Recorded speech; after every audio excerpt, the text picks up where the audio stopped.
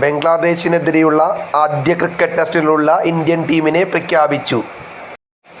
8 ബാറ്റ്സ്മാൻമാരും 4 വീതം സ്പിന്നർമാരും പേസർമാരും ഉൾപ്പെടുന്നതാണ് ഇന്ത്യൻ ടീം.